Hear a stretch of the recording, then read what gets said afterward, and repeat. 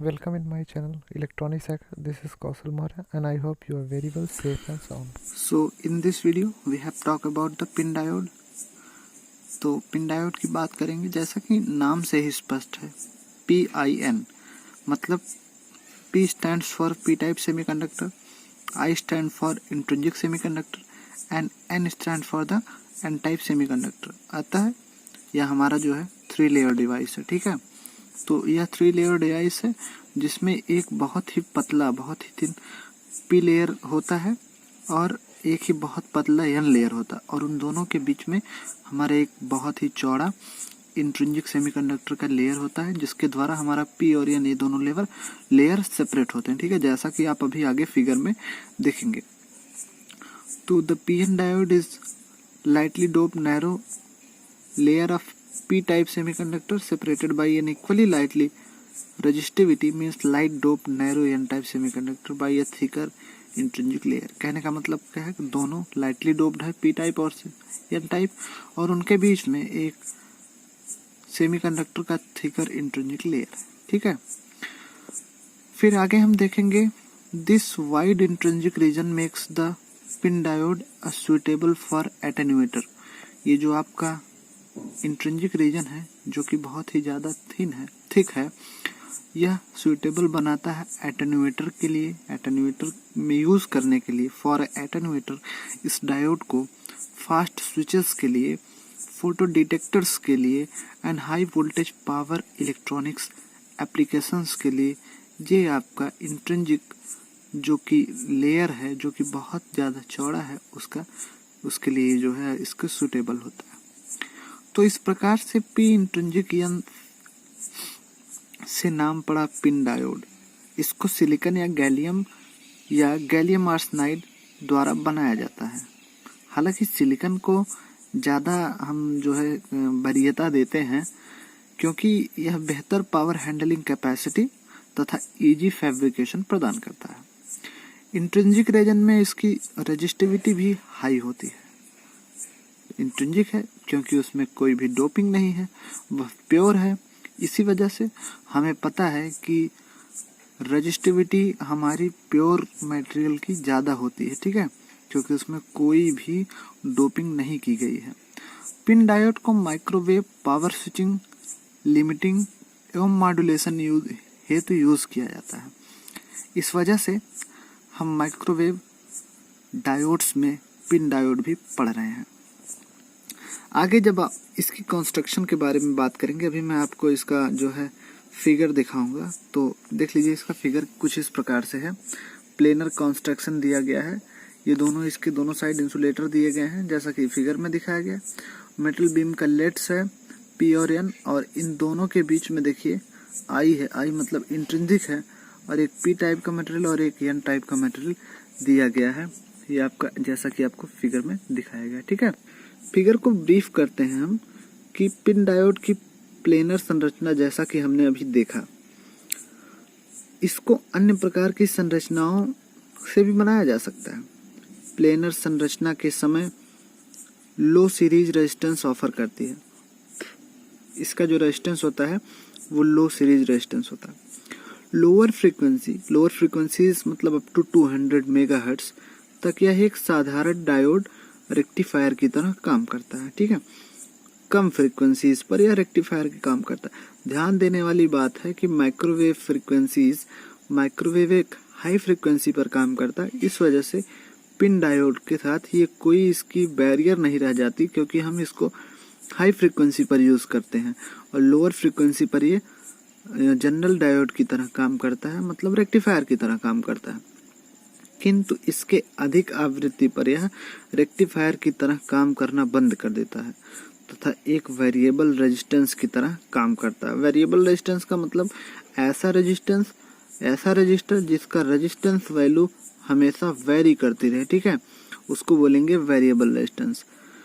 उच्च higher frequency पर rectification ना कर पाने के मुख्य कारण क्या है कि जो आपका इंट्रिंसिक रीजन है उसमें कैरियर स्टोरेज हो जाता है, तथा लार्ज इंट्रिंसिक रीजन होने के कारण इसका जो ट्रांजिट टाइम होता है बहुत ज़्यादा हो जाता है।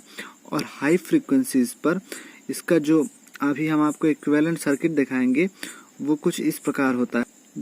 देखिए हाई फ्रिक्वेंसी पे इसका इक्विवेलेंट सर्किट आपको दिखाया गया है। एक वेरिएबल रेजिस्टेंस RD और इसके जो है रिवर्स बायस में एक रेजिस्टेंस बहुत ज़्यादा होता है, ठीक है।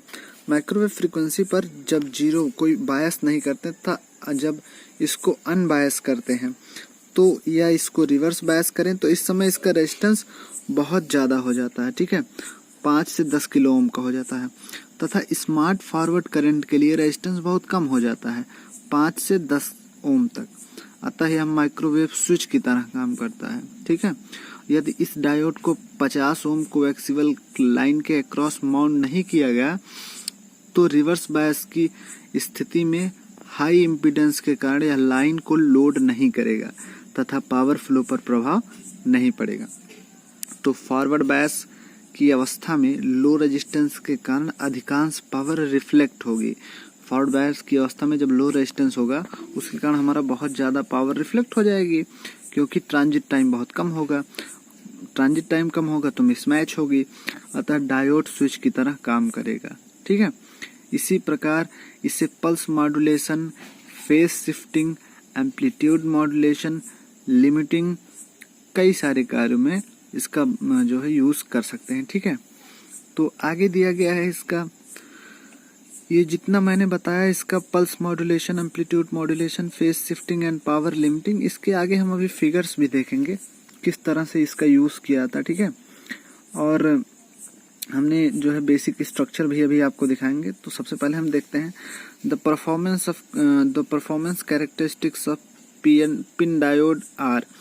तो पहला है कि रेजिस्टिव कट ऑफ फ्रीक्वेंसी जो है इसकी होती है 800 गीगाहर्ट्ज के करीब, और दूसरा है अराउंड 300 पावर हैंडलिंग विच में go to 1 megawatt peak in some cases. तो इसका जो पावर हैंडलिंग होती है 300 पावर हैंडलिंग होती है, 1 मेगावाट पीक तक किसी केस में होते हैं। स्विचिंग टाइम जो है 1 नैनो सेकंड से 50 नैनो सेकंड तक वेरी करता है, वो डिपेंड करता है आपका पावर पे। और आगे एप्लीकेशंस तो देखेंगे ही आप। तो सबसे पहले आप देखते हैं basic structure. Metallic contact n type silicon है, ये देखिए सिलिकॉन का आपका पिन डायोड है, और इससे मेटालिक कॉन्टैक्ट बेसिकली एल्यूमिनियम का होता है, बनाया गया है। बीच में आपका इंट्रिंसिक सिलिकॉन है जो कि स्लाइटली एन डोप्ड है, थोड़ा सा एन डोपिंग की गई इसमें। और सबसे नीचे पी टाइप का सिलिकॉन है, और इसके नीचे भी मेटालिक कॉन्टैक्ट बनाया गया है। तो ये 3 लेयर डिवाइस है, 2 टर्मिनल्स है इसमें। और यह जो है इंट्रिंसिक सिलिकॉन वाला रीजन जो है ये बहुत ज़्यादा थिक है, बाकी दोनों रीजन बहुत थिन है, ठीक है। तो ये रहा आपका basic structure of PIN diode. देखिए जैसा कि हमने बताया था कि इसका एप्लीकेशन है PIN diode as a switch. तो यहाँ पे पिन डायोड को स्विच की तरह काम कराया गया है। देखिए बायस कंट्रोल है और उसके सीरीज में पिन डायोड लगाया गया है, तो इसको हम कहेंगे स्विच इन सीरीज। देखिए क्योंकि ये सीरीज में स्विच का काम कर रहा है, इधर आपका इनपुट पोर्ट होगा और यहाँ पर आपका लोड लगा है। अगर इसी स्विच को हम उठा के पैरेलल में कर दें तो ये हो जाएगा स्विच इन पैरेलल।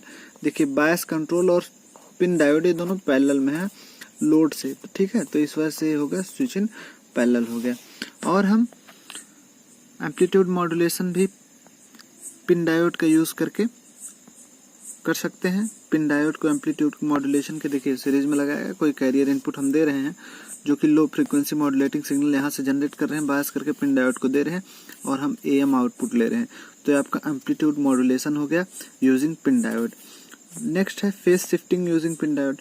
तो हम फेज भी शिफ्ट कर सकते हैं पिन डायोड का यूज करके, ठीक है। फेज को हम शिफ्ट कर सकते हैं, तो कुछ इस प्रकार से उसकी सर्किटरी होगी। और नेक्स्ट है एम्पलीट्यूड लिमिटिंग का भी हम यूज कर सकते हैं by using the PIN diode. तो ये कुछ एप्लीकेशंस की सर्किटरी रही जो कि हम पिन डायोड का यूज करके बना सकते हैं। आगे आप देख रहे हैं VR वेरिएशंस। तो वोल्टेज रेजिस्टेंस वेरिएशंस है। तो यहाँ से जो आपको 10 किलो ओम का अबाउट दिया गया है, जो माइनस साइड है, ये आपका पूरा रिवर्स बायस है, ये आपका पूरा फॉरवर्ड बायस है। तो जो आपका रिवर्स बायस साइड है, देखिए मैंने कहा था कि जब रिवर्स बायस की कंडीशन होगी तो इसकी रेजिस्टेंस बहुत ज़्यादा होगी, up to 5 to 10 kilo ohm के अबाउट। तो ये दिया गया है 10 किलो ओम के अबाउट दिया गया। और जैसे जैसे फॉरवर्ड बायस यहाँ से आएगा तो ये बहुत ही कम हो जाता है, अप टू 5 to 10 ओम हो जाता। तो उसी तरह देखिए फॉरवर्ड बायस में बहुत ही कम 5 ओम तक हो गया। तो ये आपका रहा VR वेरिएशन, और इस वीडियो में हमने बात की पिन डायोड की। तो वीडियो देखने के लिए थैंक यू, और चैनल पे बने रहने के लिए चैनल को सब्सक्राइब करना ना भूलें। Thank you so much for watching the PIN diode video.